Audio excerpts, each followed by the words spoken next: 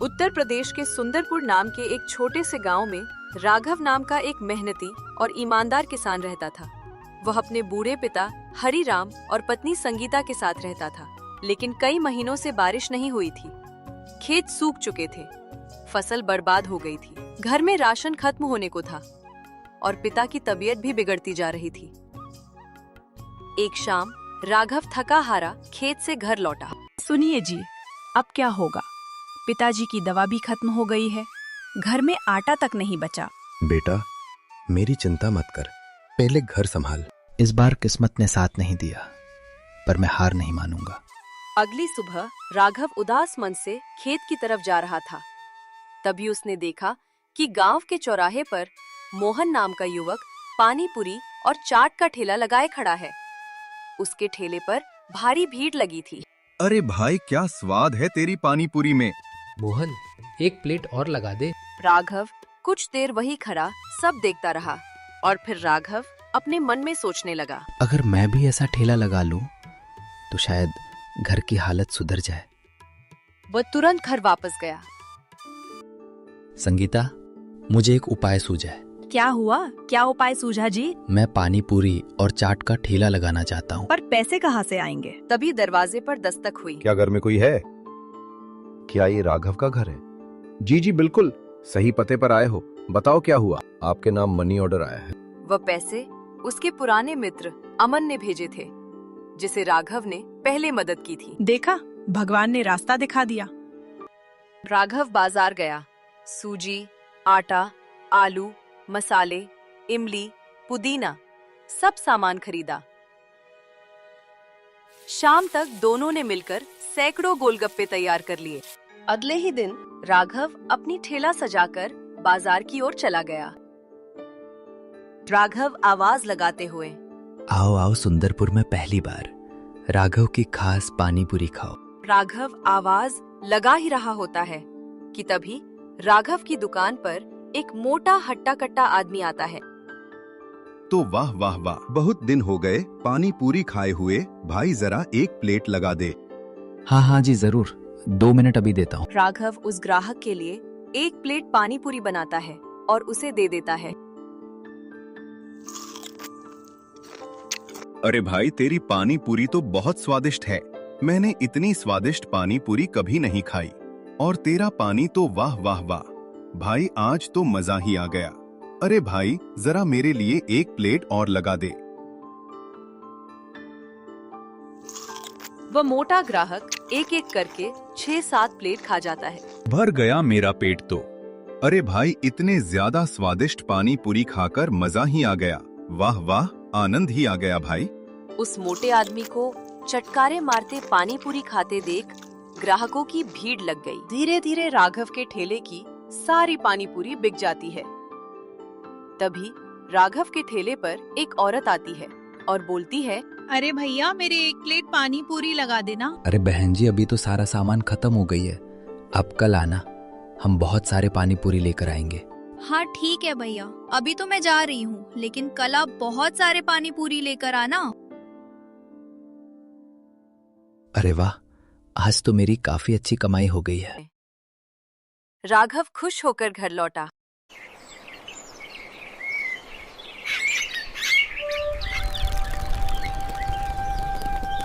एक समय की बात है, घने जंगल में एक शेर रहता था, जो पूरे जंगल का राजा था। एक दिन दोपहर के समय शिकार करने और खाने के बाद वह एक बड़े पेड़ के नीचे आराम से गहरी नींद सो रहा था।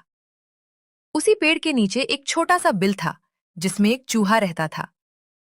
चूहा अपने बिल से बाहर निकला और उसने शेर को सोते हुए देखा।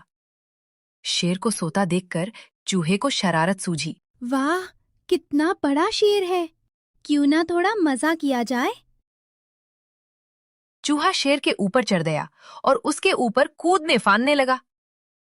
चूहे की इस हरकत से शेर की नींद टूट गई। कौन है? किसने मेरी नींद खराब की?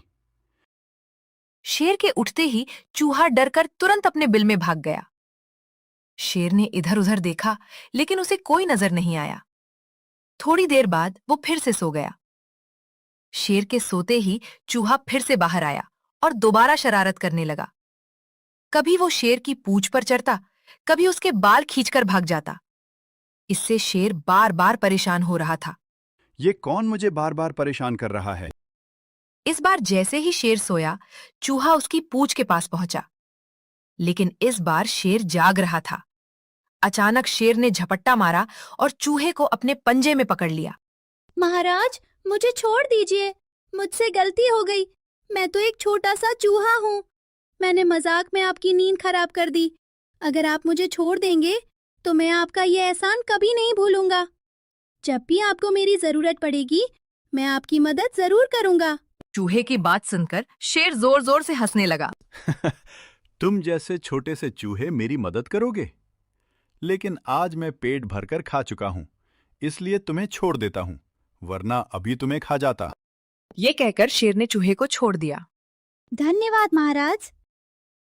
कुछ दिनों बाद जंगल में कुछ शिकारी आए। उन्होंने शेर को पकड़ने के लिए जाल बिछाया।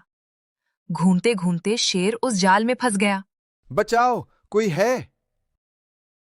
शेर की दहाड़ चूहे और बाकी जानवरों ने सुनी। मुझे शेर की मदद करनी चाहिए।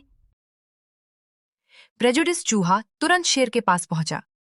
उसने जाल पर चढ़कर अपने तेज दांतों से उसे काटना शुरू कर दिया। कुछ ही देर में चूहे ने जाल काट दिया और शेर आजाद हो गया। धन्यवाद मेरे दोस्त, तुमने आज मेरी जान बचा ली। महाराज, मैंने आपसे कहा था कि जब भी जरूरत पड़ेगी मैं आपकी मदद करूंगा। शेर को अपनी गलती का एहसास हुआ। आज से तुम मेरे सच्चे दोस्त हो। इतने में शिकारी पिंजरा लेकर वापस आए, लेकिन शेर को आजाद देखकर डर गए। शेर ने जोर से दहाड़ लगाई और शिकारी वहां से भाग गए। चूहा खुशी से शेर की पीठ पर चढ़कर खेलने लगा। हमें कभी भी किसी को छोटा या कमजोर नहीं समझना चाहिए, क्योंकि समय आने पर कोई भी हमारी मदद कर सकता है।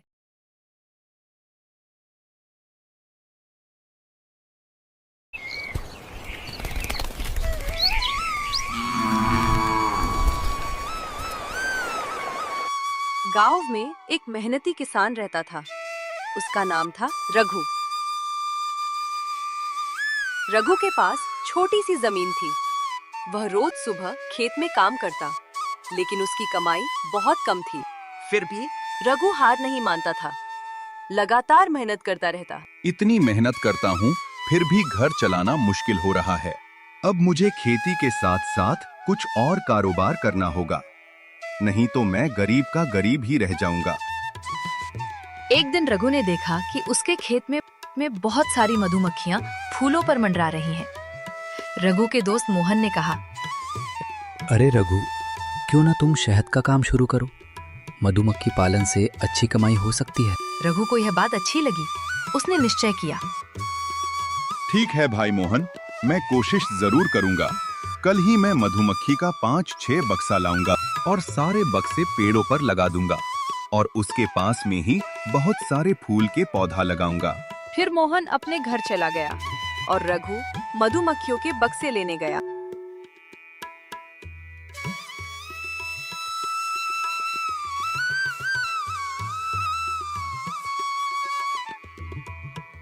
अगले हफ्ते रघु ने थोड़ी बचत से मधुमक्खी के बक्से खरीद के 2-3 पेड़ों में लगा दिए।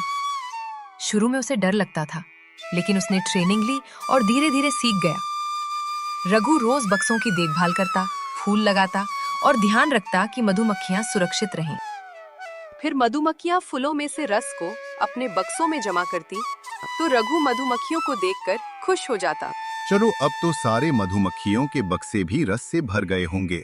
अब एक एक करके सारे मधुमक्खियों के बक्सों का रस निकालूंगा।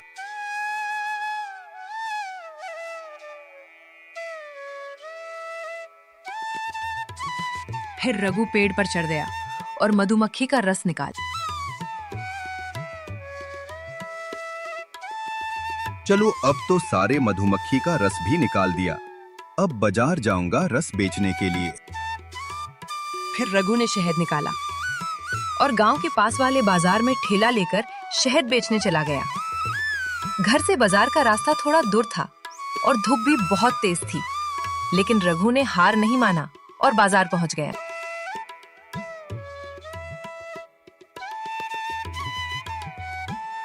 रघु बाजार गया और मधुमक्खी का रस बेचना शुरू किया। तो लोग बोले, वाह, कितना शुद्ध और स्वादिष्ट शहद है। धीरे धीरे रघु का शहद मशहूर हो गया। उसकी कमाई बढ़ने लगी। अब उसके घर में खुशियां लौट आईं। रघु ने गांव के दूसरे किसानों को भी मधुमक्खी पालन सिखाया। अब पूरा गांव शहद उत्पादन के लिए जाना जाने लगा। सब खुश थे। अगर हम नई सोच और मेहनत से काम करें तो सफलता जरूर मिलती है। इसलिए सभी लोगों को मेहनत करते रहना चाहिए। अगर आपको ये कहानी पसंद आई तो वीडियो को लाइक करें, शेयर करें और चैनल को सब्सक्राइब करना न भूलें।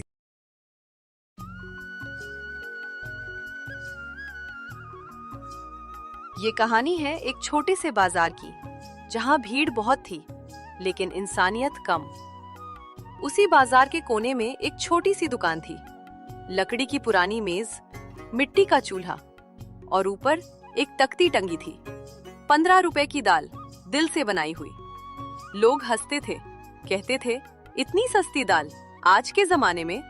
लेकिन उन्हें नहीं पता था, वो दाल सिर्फ पेट नहीं, दिल भी भरती थी। हर रोज स्कूल से लौटते वक्त राहुल उस दुकान पर रुकता था। दादाजी, एक कटोरी दाल देना।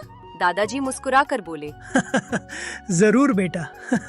लेकिन पहले बताओ, आज क्या सीखा? राहुल ने दादाजी से कहा, दादाजी, टीचर ने कहा बड़े सपने देखो। बड़े सपने देखो, लेकिन ऐसा सपना देखो जिससे सिर्फ तुम्हारा नहीं, दूसरों का भी भला हो। राहुल चुप हो गया। उसे पहली बार समझ आया, सपना सिर्फ बड़ा नहीं, अच्छा भी होना चाहिए। एक दिन रीमा आई। उसकी आंखों में डर था। दादाजी, मैं नौकरी की तैयारी कर रही हूँ, लेकिन डर लगता है अगर फेल हो गई तो। डर को जितना खिलाओगी वो उतना बड़ा होगा। उसका सामना करो, वो खुद छोटा हो जाएगा। अगर मेहनत के बाद भी सफलता ना मिली तो? मेहनत कभी बेकार नहीं जाती, या तो जीत मिलती है या सीख। उस दिन रीमा दाल नहीं, हिम्मत लेकर गई।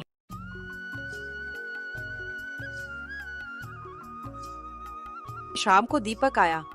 उसके हाथ में एक टूटी हुई घड़ी थी। घड़ी खराब है, लेकिन स्टाइल के लिए पहनता हूँ। समय दिखावे से नहीं चलता बेटा, समय मेहनत से चलता है। मतलब? अगर घड़ी रुक भी जाए तो मेहनत मत रोकना, क्योंकि असली समय वही है जो तुम सही काम में लगाते हो। दीपक पहली बार सोच में पड़ गया।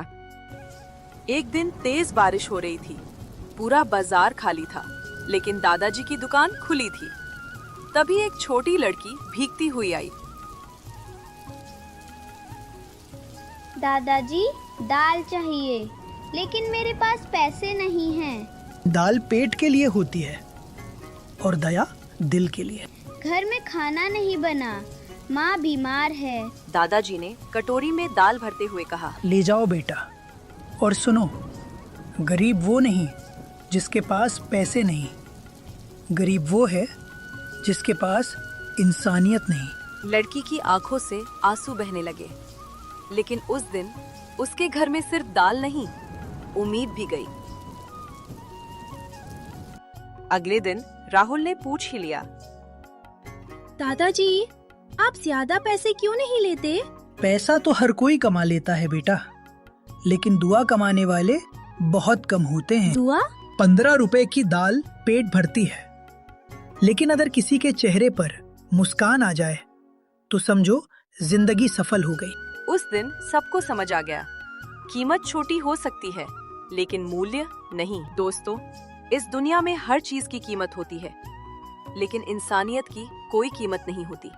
अगर आपको ये कहानी पसंद आई तो वीडियो को लाइक करें, शेयर करें और चैनल को सब्सक्राइब करना न भूलें, क्योंकि अगली कहानी शायद आपकी जिंदगी बदल दे।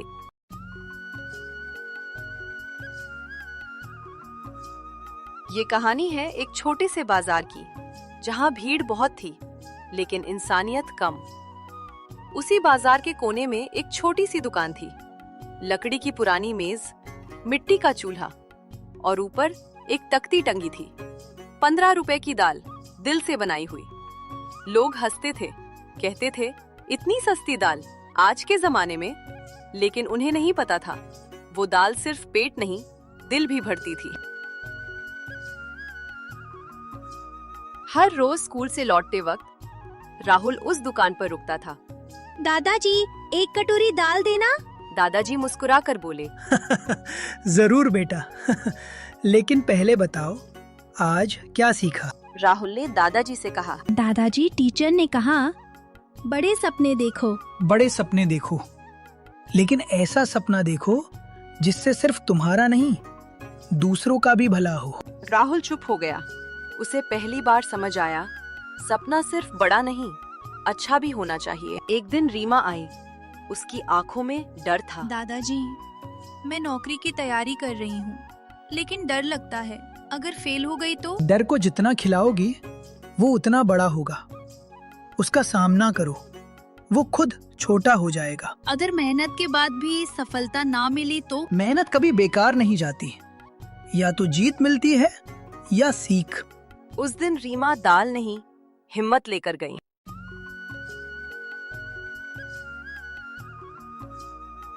शाम को दीपक आया। उसके हाथ में एक टूटी हुई घड़ी थी। घड़ी खराब है, लेकिन स्टाइल के लिए पहनता हूँ। समय दिखावे से नहीं चलता बेटा, समय मेहनत से चलता है। मतलब? अगर घड़ी रुक भी जाए तो मेहनत मत रोकना, क्योंकि असली समय वही है जो तुम सही काम में लगाते हो। दीपक पहली बार सोच में पड़ गया। एक दिन तेज बारिश हो रही थी। पूरा बाजार खाली था, लेकिन दादाजी की दुकान खुली थी। तभी एक छोटी लड़की भीगती हुई आई।